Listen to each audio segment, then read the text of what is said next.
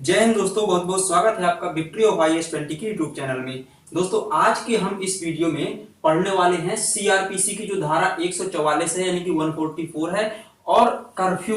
इन दो चीजों के बारे में हम लोग समझेंगे कि धारा 144 और कर्फ्यू में क्या अंतर है और इसके अलावा जो हमारे आईपीसी की धारा 141 है वो क्या कहलाती है। तो इन तीनों चीजों को हम लोग समावेशित करके यहाँ पर एक ही जगह पर समझने की कोशिश करते हैं। देखिए 144 और आईपीसी की 141 और इसके अलावा कर्फ्यू, इनमें क्या अंतर है इस चीज को हम लोग समझने की कोशिश करते हैं।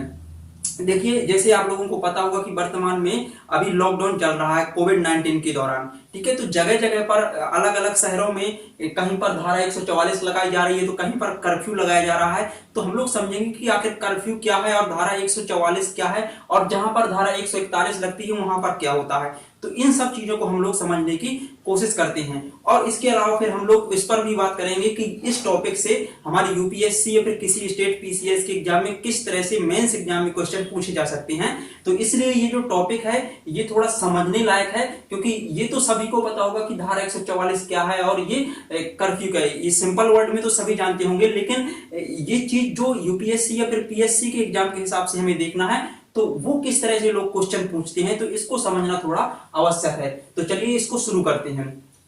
देखिए सबसे पहले थोड़ा समझ लीजिए कि धारा 144 क्या कहलाती है। देखिए धारा 144 जो है इसको बोलते हैं सीआरपीसी यानी कि क्रिमिनल प्रोसीजर कोड, ठीक है। क्रिमिनल प्रोसीजर कोड जो कि 1973 में बनाया गया था। तो उसकी धारा क्या है जो 144 है, इसमें लिखा है कि देखिए क्या है 144 में, जो राज्य या फिर केंद्र शासित प्रदेश कि मजिस्ट्रेट जो होते हैं वो यदि उनके एरिया में कुछ ऐसी घटना घटित हो जाती हैं कि जिसके चलते उन्हें धारा 144 लगाना पड़ता है। तो कौन लगाएगा धारा 144? के राज्य के या फिर केंद्र शासित प्रदेश के मजिस्ट्रेट जो होंगे, जो वहां की कोर्ट की मजिस्ट्रेट होंगे, वो लोग धारा 144 लगाएंगे। और जहां पर धारा 144 लग जाएगी वहां पर 4 या उससे अधिक लोगों का एक साथ घूमना प्रतिबंधित कर दिया जाएगा। और इसके अलावा क्या प्रतिबंधित कर दिया जाएगा, या कोई भी सम्मेलन हो जहां पर लोग एकत्रित होते हैं, कोई भी सभाएं आयोजित की जाती हो या फिर रैलियां आयोजित की जा रही हो, तो इन सभी चीजों पर 141 144 धारा के लगने के कारण प्रतिबंध लग जाता है। तो ये कहलाती है धारा 144, यानी कि सीधा मतलब है कि जहां पर धारा 144 लग जाती है, जिस विशेष एरिया में धारा 144 लगती है, तो वहां पर कोई भी व्यक्ति एकत्रित नहीं हो सकते हैं ग्रुप में, और वहां पर सभाएं नहीं आयोजित की जा सकती हैं और इसके अलावा रैलियां नहीं निकाली जा सकती हैं। यानी कि हमारी जो घूमने और फिरने की आजादी है वो संगठित रूप से घूमने फिरने की आजादी समाप्त कुछ टाइम के लिए निलंबित हो जाती है। जैसे कि आर्टिकल 19 है हमारे स्वतंत्रता का अधिकार, जो आर्टिकल 19 है उसमें बताया गया है कि संगम एवं सम्मेलन करने की स्वतंत्रता, ठीक है, यानी कि सभाओं को करने की स्वतंत्रता, तो उस पर प्रतिबंध लग जाता है जहां पर धारा 144 लग जाती है। ठीक, तो धारा 144 आपको समझ में आ चुकी होगी। अब देखिए धारा 144 जो है इसकी आखिर विशेषताएं क्या है, धारा 144 की क्या विशेषता है। देखिए जहां पर धारा 144 लग जाती है जिस एरिया में, वहां पर हथियार लेकर घूमना ये अवैध माना जाता है। यदि कोई व्यक्ति हथियार लेकर, खतरनाक हथियार लेकर घूमता है तो क्या होगा, उसके खिलाफ कार्यवाही की जाएगी और उसको 3 वर्ष तक की सजा दी जा सकती है। ठीक है, तो इसको याद रखना। और दूसरा है इसकी विशेषता कि आवागमन पर पूर्णतः प्रतिबंध लगा दिया जाता है जहां पर धारा 144 लग जाती है।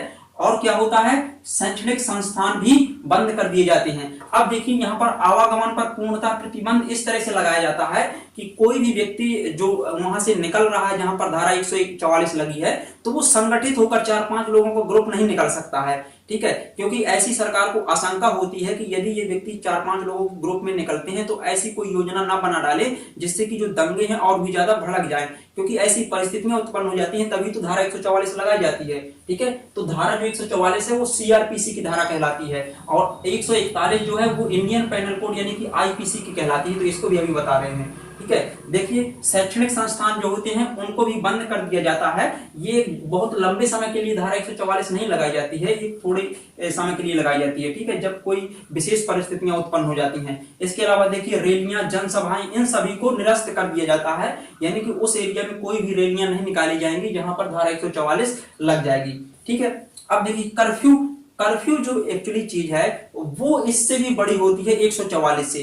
कर्फ्यू देखिए इसमें ये रहता है कि आवागमन मतलब चलता रहता है कि कोई व्यक्ति यदि उसका जरूरी इंपॉर्टेंट काम है तो वो जा सकता है, लेकिन ग्रुप में नहीं एकत्रित हो सकते हैं। ठीक है, 144 में ये है। लेकिन कर्फ्यू जब लग जाता है तो क्या होता है कि विशेष अवधि में, जब जितने टाइम के लिए कर्फ्यू लगता है, कर्फ्यू बहुत ज्यादा लंबे समय के लिए लगता है। हालांकि आपको पता होगा कि कोविड-19 के दौरान में काफी लंबा समय में कर्फ्यू लगा है, यानी कि काफी लंबे टाइम के लिए कर्फ्यू लग गया था।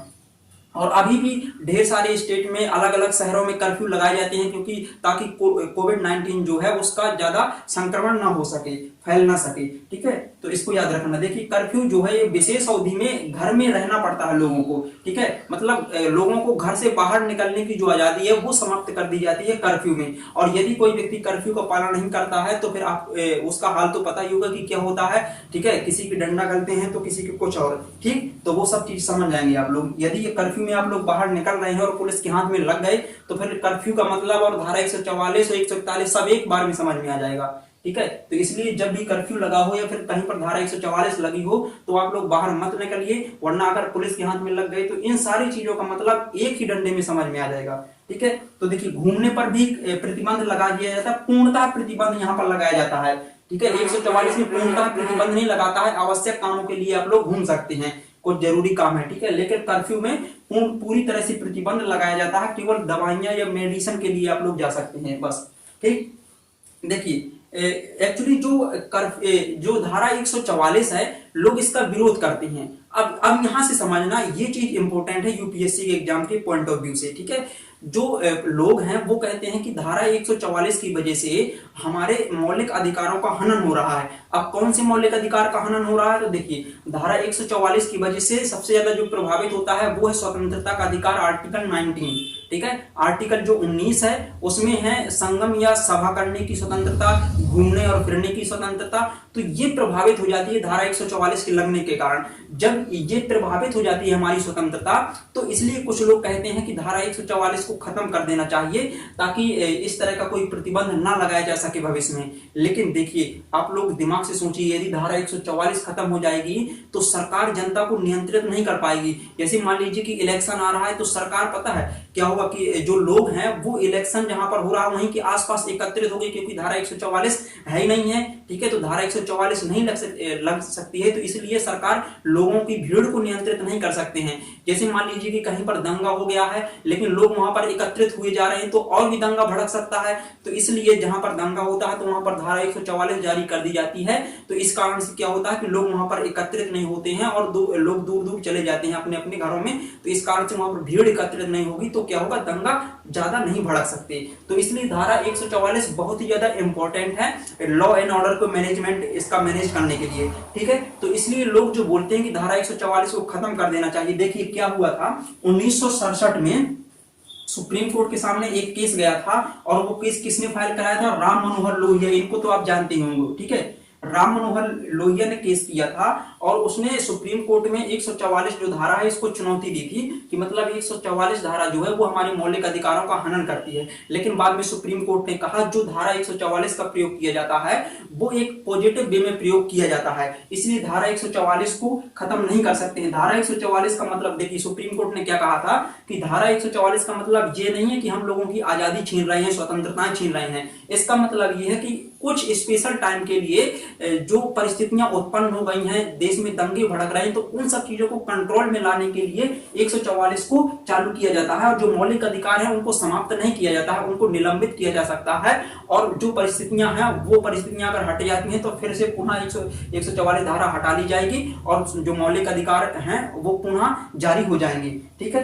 तो इसलिए सुप्रीम कोर्ट ने इनका जो केस था तो इनमें राम मनोहर लोहिया जी के पक्ष में सुप्रीम कोर्ट ने डिसीजन नहीं दिया, सुप्रीम कोर्ट ने धारा 144 के पक्ष में डिसीजन दिया था। ठीक है, तो ये चीज आप लोग समझ गए होंगे। अब यहाँ पर आईपीसी देखिए 1860 में जो बनी थी आईपीसी, इसको समझ लीजिए, इंडियन पेनल कोड इसका फुल फॉर्म होता है। आईपीसी की धारा जो 141 है यह कहती है कि जिस स्पेशल क्षेत्र में 141 धारा लगाई जाती है तो वहां पर 5 या फिर उससे अधिक लोगों का समूह बनाना अवैध माना जाएगा। 5 या फिर उससे अधिक लोगों का समूह बनाना क्या होगा, इलीगल होगा। इसलिए धारा 141 भी कहीं ना कहीं 144 की तरह ही है। ठीक है, तो इसको भी आप लोग याद रखिए। लेकिन जो 144 है ये है सीआरपीसी की और 141 ये आईपीसी की। ठीक, सीआरपीसी को 1973 में, सीआरपीसी 1973 की धारा है ये, और आईपीसी 1860 की। तो इसको आप लोग ठीक तरह से याद रख लीजिएगा। और आप लोग देखिए यूपीएससी में इस तरह से इसको मेंस में क्वेश्चन पूछा जा सकता है कि क्या जो हमारी धारा आईपीसी सीआरपीसी की धारा 144 है ये हमारे मौलिक अधिकारों को प्रभावित करती है, क्या सीआरपीसी की धारा 144 में बदलाव करने की जरूरत है, या फिर ये मौलिक अधिकारों में प्रतिबंध लगाती है तो इसको खत्म करने की जरूरत है। इस तरह से किसी भी तरह से घुमा करके वो लोग क्वेश्चन पूछ सकते हैं, यहाँ से पुट कर सकते हैं। तो आप लोगों को इसके लिए तैयार रहना चाहिए। इन चीजों में देखिए ये कोई बड़ी चीज नहीं है, मैं ये नहीं कह रहा हूँ कि ये किसी को आता नहीं है, सभी को आता है, लेकिन इन चीजों को दूसरी चीजों से रिलेट करना बहुत ज्यादा आवश्यक है।